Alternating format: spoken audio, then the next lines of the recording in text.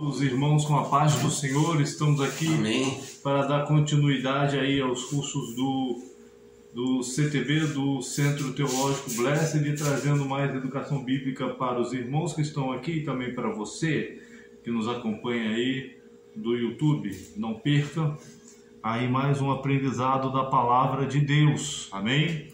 Amém. Então, hoje nós estamos dando continuidade às epístolas gerais.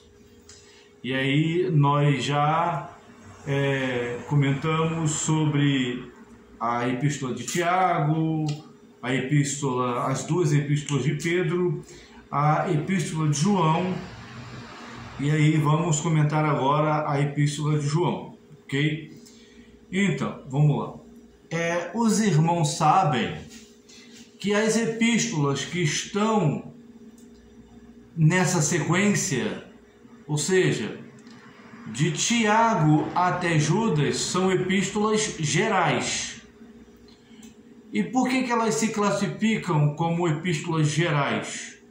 Porque elas não foram destinadas a uma pessoa ou a uma igreja em particular.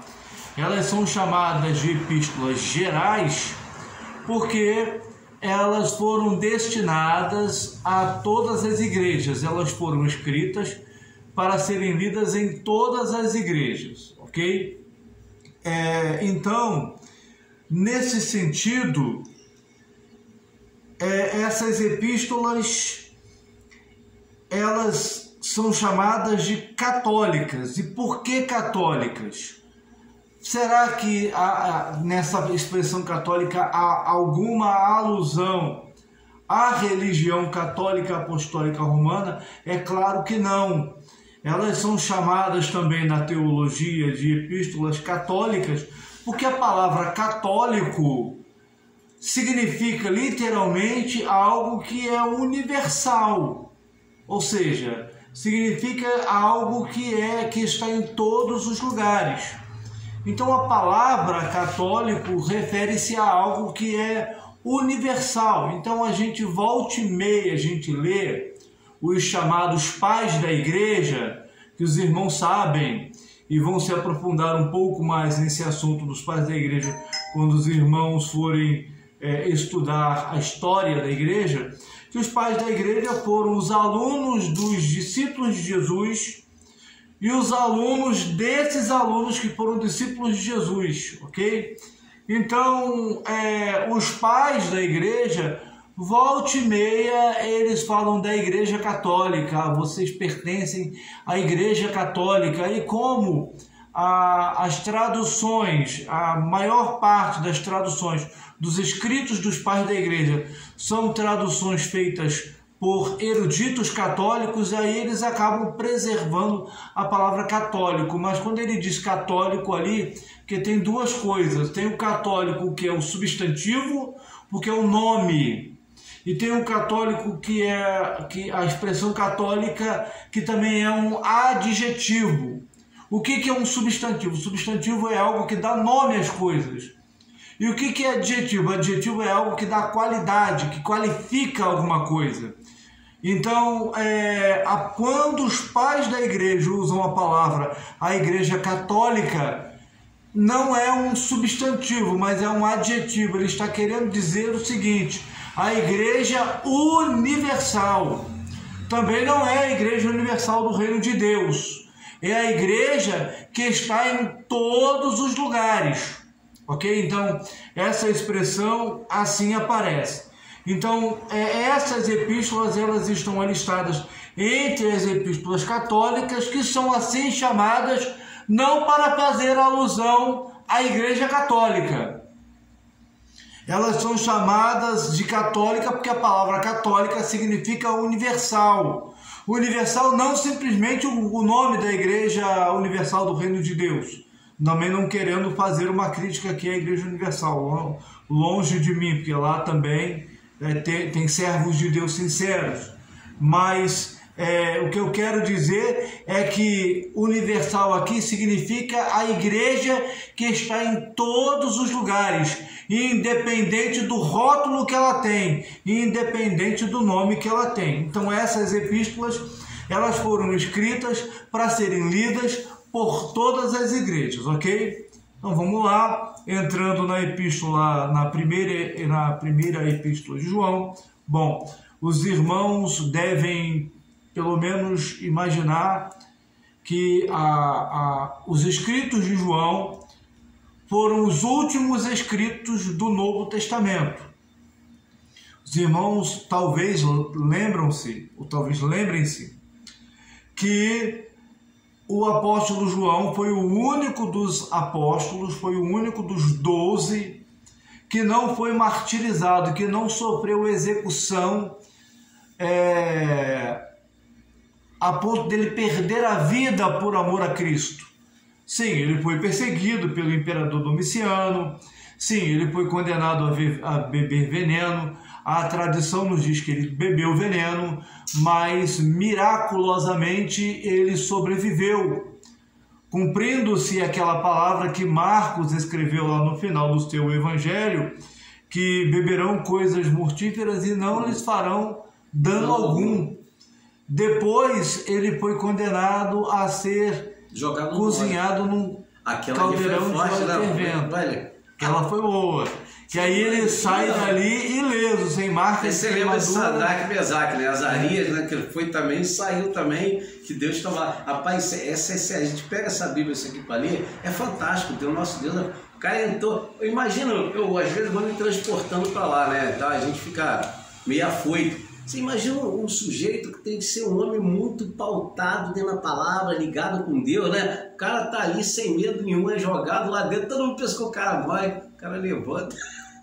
Como é que fica a cara daquele rei, cara de tudo isso? Cara, esse Deus aí não tem outro não. Aí ele, joga os outros, vamos dizer que ele fala assim, vamos fazer o teste, joga os soldados lá para ver se o fogo tá quente. É verdade, é verdade. Rapaz, como é que pode? Então, é verdade. Aí ele sai dali ileso. Depois, Domiciano vê, os magistrados romanos veem como saída exilá-lo para a ilha de Patmos, né? Eu não sei, o doutor Rodrigo Silva, aquele adventista, o arqueólogo adventista, ele tem lançado uma série interessante e a última gravação que ele lançou foi na ilha de Patmos. É interessante os irmãos até assistirem. Vão lá no YouTube e digitem lá Evidências NT. Aí o vídeo dele de uma semana atrás vai contar 7 dias na quarta-feira. NT, Evidências no Novo Testamento. NT. Aí Evidências Novo Tempo, mas bota lá NT que vai entrar. Ele grava uma série de vídeos na ilha de Patmos, né? E ele documenta. Inclusive a ilha de Patmos hoje é uma ilha habitada, não é mais uma prisão. É habitada, né? É habitada. Ele vai falar lá, né? Mas é porque ele não sofreu martírio, né? Igual os outros, né? Porque dizem, né? Dizem não, estudei isso também, diz que ele era o mais amado, né? De Jesus, né? Fala, né? Ele se caracteriza, ou seja, João, ele é aquele apóstolo que quando ele escreve, ele não quer aparecer. Você vê que outros escrevem sobre ele. Mateus escreve e coloca o nome dele. Marcos escreve e coloca o nome dele. Lucas escreve e coloca o nome dele, né? E essa é uma das evidências de que o Evangelho de João foi escrito por ele. Porque a evidência é a seguinte, que o Evangelho de João é o único que não menciona o nome dele. Lá em Apocalipse fala, né, quando ele começa a receber revelações, né, ele fala que ele estava na ilha de Patmos, né? Ele estava na ilha de Patmos, estava encerrado, ou seja, estava prisão, né? Ele estava lá e Deus começa a dar revelação a ele, né? Então, ali você entende também que Deus está, né, tá em Apocalipse, né? Isso, exato. Então ele é exilado para a ilha de Patmos, ele fica ali até a morte de Domiciano, Quando Domiciano morre, ele é posto em liberdade. Ele chegou a sair, né? Ele chegou a sair e ele morre em ditosa idade na cidade de Éfeso, por volta do ano 99, ano 100. Alguns comentaristas colocam a morte dele por volta do ano 103 a 106 depois de Cristo, né? Então, esse foi o apóstolo João. Então, o apóstolo João, diferente dos outros escritores do Novo Testamento, mormente das epístolas, ele não assina os seus escritos. Ou seja, Paulo, ele assina os seus escritos. Paulo, apóstolo de Jesus Cristo, Paulo, servo de Jesus Cristo. Judas também assina o seu evangelho, a sua epístola. É o penúltimo livro do Novo Testamento. É Judas, irmão de Tiago e servo de Jesus. Pedro também assina, Pedro, servo de Jesus, mas o apóstolo João, ele não assina a sua epístola, a sua carta. Então, para isso, eu vou pedir para os irmãos lerem 1 João capítulo 1, versículo 1. O que era desde o princípio, o que ouvimos, o que vimos com os nossos olhos, o que temos contemplado e as nossas mãos tocaram da palavra da vida. Obrigado. Então, olha, veja bem, ele não assina nenhuma das 3 epístolas, ele assina nem o evangelho. O único escrito de João que ele assina, que ele coloca o nome dele, é no livro do Apocalipse. Então o Apocalipse é o único livro escrito ou atribuído ao apóstolo João que ele dá o seu nome.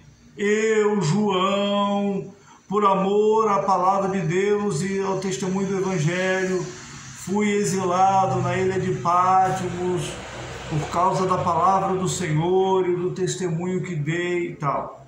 Mas no Evangelho, nas 3 epístolas, ele não assina. Mas olha a forma como ele se autoposiciona. Olha só as expressões. Ele cita Jesus como o verbo da vida. É a mesma expressão do Evangelho. No princípio era o verbo, e o verbo estava com Deus, e o verbo era Deus. Então logo no primeiro versículo ele usa a mesma expressão do Evangelho, o verbo da vida. E olha só, ele continua escrevendo: e a vida se manifestou e nós a temos visto. Da mesma forma no Evangelho de João, ele escreve dizendo: e o verbo se fez carne e habitou entre nós. E nós a temos visto, ou seja, a vida, e dela damos testemunho e vô-la anunciamos, a vida eterna, a qual estava com o Pai e nos foi manifestada. Da mesma forma que João no Evangelho escreve: a vida eterna é esta, que conheçam a Ti só, como Deus verdadeiro, e a Jesus Cristo a quem enviaste. E ele continua dizendo: o que temos visto e ouvido, anunciamos também a vós outros, para que vós realmente mantenhais comunhão conosco. Ora, a nossa comunhão é com o Pai e com o seu Filho Jesus Cristo. Estas coisas, pois, vos escrevemos para que a nossa alegria seja completa. Então, o vocabulário que ele usa, que é característico de João, aparece tanto no Evangelho quanto na Epístola. Então, esta é uma evidência de que o autor desta carta, embora não esteja expressamente com o seu nome ali, eu, João, apóstolo de Cristo, escrevo a vocês e tal, mas tudo indica ser o apóstolo João quem escreveu esta epístola. É claro que os irmãos sabem que quando a gente vai fazer as perguntas ao texto, quem escreveu? Quando o nome do autor não aparece no corpo do texto, ou seja, o título ali, 1 João, ele é o título colocado pelo editor da Bíblia. Evidência ou prova de que esse título foi colocado pelo editor da Bíblia é que em algumas Bíblias vem Epístola de São João, em outras Bíblias vem Epístola de João, em outras Bíblias vem simplesmente 1 João, que é o caso da minha Bíblia. Minha Bíblia, que é a Bíblia de Estudo Almeida, revista e atualizada. Então ela vem 1 João. Então o nome não vem aqui no corpo do texto, aqui dentro dos versículos aqui do texto, ok? Mas quando nós não encontramos esse nome escrito aqui, nós recorremos à tradição da igreja, à tradição cristã. E de onde vem a tradição cristã? Dos discípulos dos apóstolos, porque os apóstolos, eles tiveram discípulos, eles ensinaram, assim como Jesus lhes ensinou, eles ensinaram outros discípulos, e esses discípulos deles foram ensinando também aos seus discípulos até chegar aos nossos dias, ok? Então, que discípulos foram esses? Papias, que foi discípulo de João, ele escreveu em seus escritos que quem escreveu a primeira epístola foi João. O segundo pai da igreja o primeiro foi Papias. Papias foi contemporâneo de Marcos.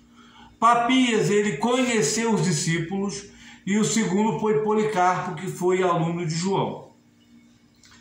Depois veio Irineu de Lyon. Quem foi Irineu de Lyon? Irineu de Lyon, ele foi aluno de Policarpo. Então veja bem, Policarpo aprendeu diretamente de João. E aí depois ele passa os seus ensinamentos para Irineu de Lyon. E Irineu de Lyon também escreveu, confirmando a autoria joanina desta epístola, que é a epístola que vem depois da segunda epístola de Pedro. Outra evidência de que esta epístola, ou esta sequência de epístolas, essas 3 epístolas foram escritas, mas principalmente esta primeira foi escrita por João, é um cânon antigo da Bíblia chamado cânon muratoriano. O cânon muratoriano, ou seja, o que é cânon? Cânon é uma palavra grega que significa regra, ou régua de medir. Mormente significa regra. Isso aí, né? Isso já né? Sim. Que a palavra, então, a Bíblia, a palavra é a nossa regra de fé e prática, né? Então, o que é cânon também? É a lista dos livros inspirados da Bíblia. Então, houve um cânon chamado muratoriano. Esse cânon, ele foi desenvolvido aproximadamente entre o ano 180 a 200 depois de Cristo. E o cânon muratoriano, ele coloca esta epístola, que vem depois das epístolas de Pedro, como sendo de autoria de João. Então vamos lá, quem escreveu esta epístola? Não vem no texto. Então, quando o texto não responde, a gente recorre à tradição da igreja, que são os escritos dos primeiros líderes da igreja, aqueles que sucederam os apóstolos, aqueles que aprenderam com os apóstolos. Então, esses escritores que escreveram sobre isso, seus escritos foram preservados e citados por outros autores, como, por exemplo, foram citados por Eusébio de Cesareia. E esses escritores, discípulos dos apóstolos, foram Papias, Policarpo e Irineu. Ok? Então, eles confirmam que quem escreveu esta epístola foi João. Ok? E, além do mais, esta epístola ela já era lida, junto com as 2 outras atribuídas a João, a igreja desde os seus primórdios. Mas vamos lá agora, para quem ele escreveu esta epístola?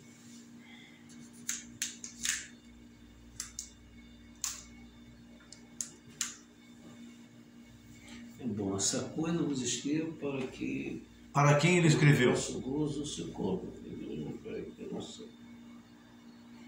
Conosco é a nossa comunhão com o Pai e com o Filho de Jesus Cristo, para vos escrevo. Então, vamos lá.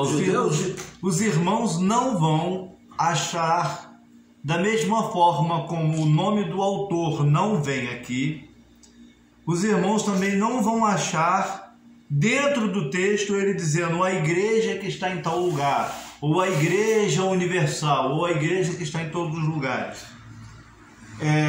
Mas, vendo que ele não destina a sua epístola a nenhuma igreja em particular, então chegamos à conclusão que ele escreveu para todas as igrejas que existiam na época dele e também para todas as igrejas que continuaram a existir depois dele, ok?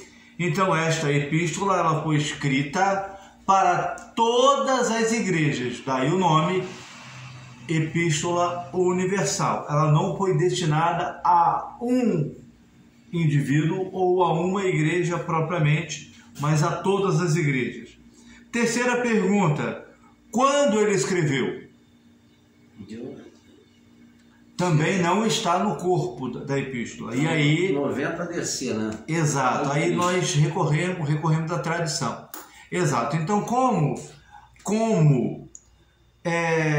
os escritos de João estão entre os últimos escritos do Novo Testamento, ou seja, os autores, na verdade, alguns falam que o último livro do Novo Testamento a ser escrito foi o Apocalipse. Outros falam que o último escrito do Novo Testamento a ser escrito é a segunda carta de João. Alguns, talvez a minoria, dizem que o último livro do Novo Testamento a ser escrito foi o Evangelho de João, porque a teologia do Evangelho é uma teologia bem desenvolvida. Os argumentos ali são muito bem colocados e os episódios da vida do Senhor Jesus também são muito bem selecionados. Então a pessoa que escreveu, que foi o apóstolo João, ele tinha o interesse de defender uma tese, ok? Na epístola de João, na verdade a primeira epístola, ela parece mais um tratado ou uma dissertação, melhor dizendo, parece mais uma dissertação do que propriamente uma epístola. Ela não tem características literárias de uma epístola como as outras do Novo Testamento. Tem mais características como uma dissertação. Ele está dissertando sobre diversos assuntos, ok? Mas devido a essas considerações dos escritos dele serem os últimos do Novo Testamento, então acredita-se que ele escreveu aproximadamente no ano 90 depois de Cristo, como disse aqui o nosso pastor Valdinei, ok? Vamos lá, de onde ele escreveu? De Éfeso. De Éfeso, então, está com dúvida ali, está com um sinalzinho, pontinho de interrogação, sinal de interrogação, ou seja, não se tem certeza. Provavelmente foi de Éfeso. O que acontece é o seguinte, é que depois da destruição do Templo de Jerusalém, que ocorreu no ano 70, alguns autores até falam que João ele foi morar em Éfeso antes disso, provavelmente foi antes, foi algum tempo antes do cerco de Jerusalém, porque senão ele não teria sobrevivido ao cerco. Tá? Então, foi algum tempo antes da destruição do templo e da cidade de Jerusalém, que foi no ano 70, mas por volta deste período, dessa guerra romana-israelense que ocorreu, romano-israelita, que ocorreu ali do ano 64 ao ano 70, ou melhor dizendo, do ano 66 ao ano 70, João ele teria viajado para Éfeso, levando consigo Maria, mãe de Jesus. Porque Jesus o incumbiu, o deu uma missão de cuidar de Maria. E aí ele vai para Éfeso levando Maria. Maria também morre em Éfeso. E João também fica em Éfeso, onde ele também morreu. Então, como ele foi habitar em Éfeso, como ele foi bispo da igreja de Éfeso, digamos assim, né? Ele foi o líder da igreja de Éfeso, como ele exerceu o seu ministério neste lugar, como ele morreu neste lugar, é o que as evidências nos dizem. Então, ele provavelmente escreveu de Éfeso, ok? Então, a quinta pergunta, por que ele escreveu? Para combater o gnosticismo. Exato. Pergunta, o que é o gnosticismo? Para o gnosticismo gnosticismo. Eu sabia, irmão. Esqueci. Eu sabia mesmo. Então, a palavra gnosticismo. A palavra gnosticismo, ela vem do grego gnosis. A palavra gnosis em grego significa conhecimento. Diferente de Sofia. Sofia em grego quer dizer sabedoria. Agora, gnose